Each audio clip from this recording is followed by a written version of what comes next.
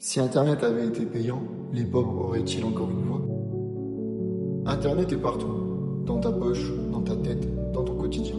On scrolle, on like, on commente, sans jamais sortir la carte bleue. Depuis le début, on nous a vendu une idée simple.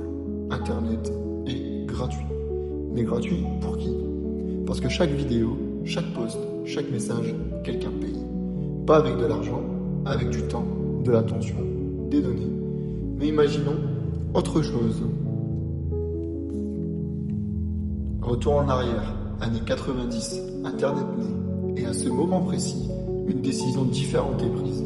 Les gouvernements, les entreprises, les ingénieurs décident que chaque minute connectée coûte quelques centimes. Publier un message est payant, regarder une vidéo aussi. Pas cher, mais jamais gratuit. Résultat immédiat, les gens réfléchissent avant de cliquer, avant de parler, avant de regarder. Chaque action a un poids. Dans ce monde-là, pas de flood, pas de spam, pas de vidéos postées pour voir. Tu parles seulement quand tu as quelque chose à dire. Les commentaires inutiles disparaissent, les trolls aussi, mais avec eux disparaissent aussi des millions de voix. Parce que parler coûte et que tout le monde n'a pas les moyens de s'exprimer. Internet devient un espace sélectif. Les entreprises, aucun problème, les riches, aucun problème, mais le gamin dans sa chambre, sans argent, sans réseau, sans statut, dans notre monde, il peut devenir viral par hasard. Dans ce monde alternatif, il se tait. Les idées ne disparaissent pas, elles restent enfermées. Étrangement, les gens passent moins de temps en ligne. Pas d'infinite scroll, pas de vidéos en boucle, chaque minute coûte. Les cerveaux respirent mieux, l'attention revient, mais quelque chose change. Internet n'est plus un espace libre, c'est un service, un produit. Et quand tu payes, tu attends un retour.